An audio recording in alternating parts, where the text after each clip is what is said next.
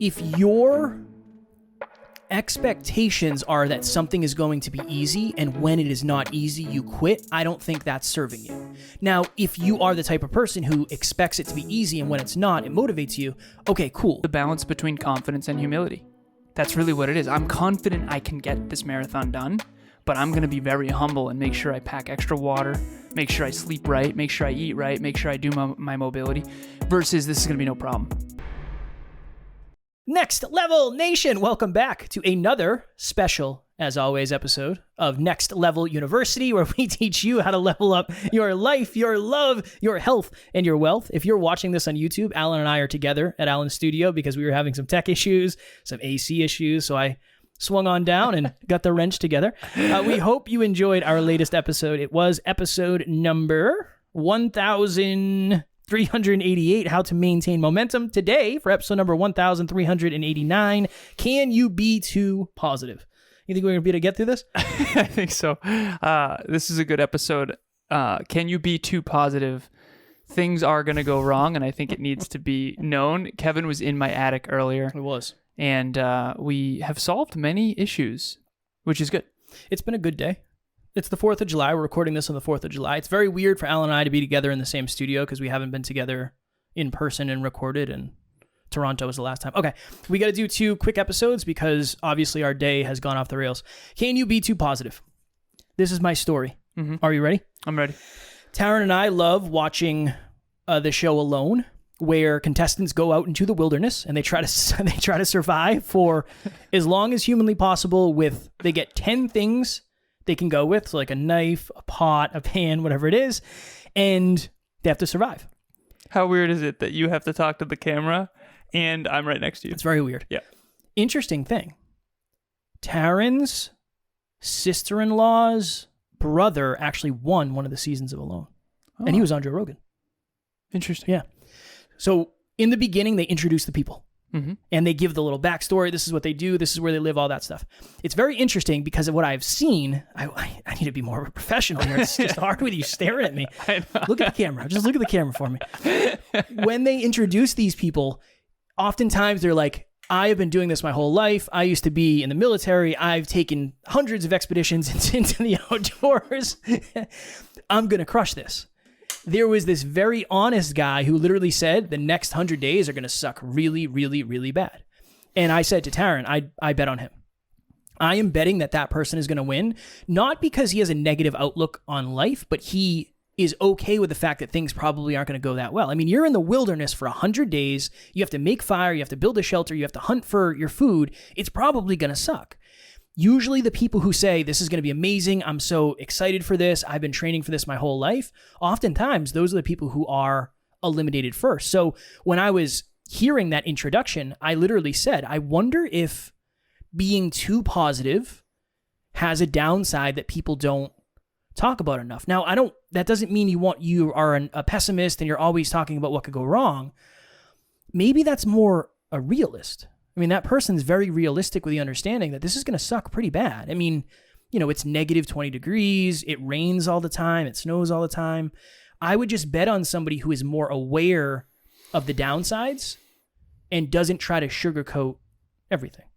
I actually used to, so Kevin and I's story, I used to be very, very, very optimistic. Kevin was overly pessimistic, and then we drove to 5. And I think optimism is thinking things are going to go better than they most likely are. I think pessimism is thinking things are going to be worse than they really are. And I think that realistic is 5, and I think realistic is accurate. And so it's just interesting. I'm like next to you, but also talking into the camera. And I think it's zoomed on your face. I think it's focusing on your face, but it is what are you going to do? This is par for the course. Thank you, listeners, for bearing with us through the challenges. And okay, perfect example. You want to start a podcast, you want to chase your dreams, you want to start a YouTube channel, you want to be a coach, whatever it is. If you go into it thinking it's going to be easy, you're in so much trouble. And what's going to happen is you're going to go into something with a certain attitude. Some of those people had an attitude of this is going to be no problem. I've been training my whole life for this. And some of that is confidence and some of that is valid. But the person who's going in saying, honestly, this is going to suck, they're coming in with a lot of humility. They're coming in with the humility to say, Mother Nature is way more powerful than me. no matter how much I've trained. And I also would bet on that person. And I have a really hard experience where I went into my first fitness show thinking I was going to win, thinking it was going to be easy, and I got stomped. The second show, I actually thought I was going to get stomped, which was weird for me. I didn't feel confident. I didn't feel lean enough. And I actually ended up beating everybody by a pretty significant margin that second time. And then the third time, I actually went in feeling like I was going to win again, and I ended up losing. I came in 5th, then 1st, then 4th. And the lesson in that for me was humility is everything. And so, yes, be confident. Yes, be positive, but not delusional. Not delusional. Maybe some of those people, some of those contestants that are going into this, they're delusional about their own capabilities. And maybe they're delusional about what Mother Nature can do. And we've seen 1,000 times where arrogance got people hurt or killed. I remember when I was young, I got a Volkswagen Jetta was my first car, and I used to drive that thing way too fast because you just underestimate how dangerous cars are when you're a young boy, young girl, whatever. You just don't know. And I got into several different car accidents, and fortunately I was okay.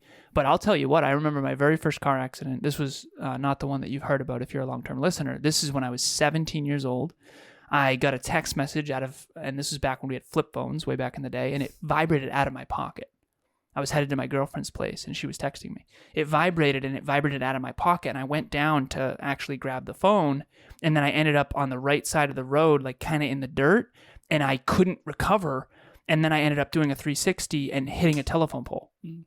And fortunately, the telephone pole hit the back right of my vehicle, or back left, I think. But I was okay, but the car was totaled. And after that, I never drove the same. After that, I was like, okay, cars are dangerous. I have to be really, really, really careful. And I have to be realistic about the danger here. This is not, this is not something to be messing around with. And so wear your seatbelt, look both ways, make sure you're paying attention. You just stay humble. And I'm not saying to play scared. You don't want to be fearful all the time. But I think that at the end of the day, whether it's life or business or an intimate relationship, you got to stay super humble. The moment you think your relationship is just going to work out on its own is the moment you stop putting in the work to make sure it works out. So group coaching was definitely an experience for me. Getting to know the people was really, really cool. Everybody's kind of moving towards the same goal. And I definitely started to see the value in what Kevin and Alan were presenting to us. PPT for me was something that was really huge. I was looking for a system to help me kind of keep track of the things that I had to do every day to make sure that I was productive. I feel like I got so much value out of it, and I am so grateful that I took the leap and I decided to join. I haven't finished the season, so I don't know who wins. I will keep everybody updated with that. I just think imagine like you have done something that somebody else is getting ready to do, and you're giving them accurate advice. And if the person who won the show that is in the family, his name is Jordan, I imagine he would probably say, hey, it's going to kind of suck. This isn't going to be good. I've talked about this many times. I've only had one fitness coach really. And he said, if you want to win the show, you'll suffer more than everybody else. And I'm really, it sounds dark and it sounds like he was kind of a hard ass, and he was very much a hard ass, but I was very grateful that he told me that because it set my expectations correctly. Mm-hmm. That really, for me in this episode, the next level nugget is if your expectations are that something is going to be easy, and when it is not easy, you quit, I don't think that's serving you. Now, if you are the type of person who expects it to be easy, and when it's not, it motivates you, okay, cool. Maybe this episode isn't the same level of value, or maybe you're not going to take the same thing away. But I just always, when I watch this show, it's always like, oh yeah, it's going to be amazing. I mean, it's going to be easy. Or they go in and say, my goal is to stay the longest anybody has ever stayed. Cool, I love that goal. I would bet on the person who says, yeah, this is probably going to suck and it's going to tax me. It's going to be the hardest thing I ever do, because most likely they're more accurate. Yeah. Now, maybe it'll be easier than they think. I don't know, maybe, but I can't assume it would be. Well, I also tell the story about the marathon. Kevin and I had an honest conversation on this podcast where I said that I think I can do a marathon. I think I can light jog 25 miles without stopping.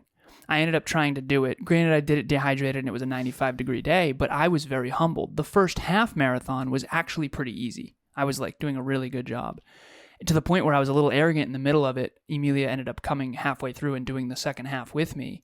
But by the end, I was like, I mean, I wasn't crawling, I was walking, but I was really, really humbled. I remember having a lot of humble pie by the end. The full marathon was way harder than I thought. The first half was actually easier than I thought. And I think that we just underestimate things. But again, some people I do think are on the other end, Kev, where they think it's going to be so hard they don't even try. Yeah, that's fair. Yeah, and I think that that's detrimental too, depending on what it is, right? Yeah. So at least the people that are positive are still giving it a shot. Well, if your expectation is, I can't do this, then you'll never try. Exactly. But I think if somebody came in and just prefaced it with, yeah, no, it's going to suck. I mean, you're capable of doing it. I just wonder if that would help. I just wonder if it's almost like if your expectations and the reality are too far apart. Yeah, you're in trouble. It almost shocks you into saying, oh, this isn't what I expected. Mm-hmm. But if they're close, you can actually plan for the suck. Yep. That's kind of my thought process for this episode. Which is the balance between confidence and humility.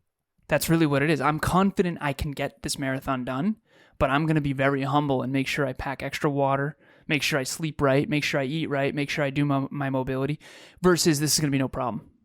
And I've been on both ends of that, particularly the optimistic end. So I think everyone tends to be a little bit overly optimistic or a little bit overly pessimistic. And I think all of us could drive to 5 better. For me, I got to work on humility. For Kev, he has to work on believing things are possible.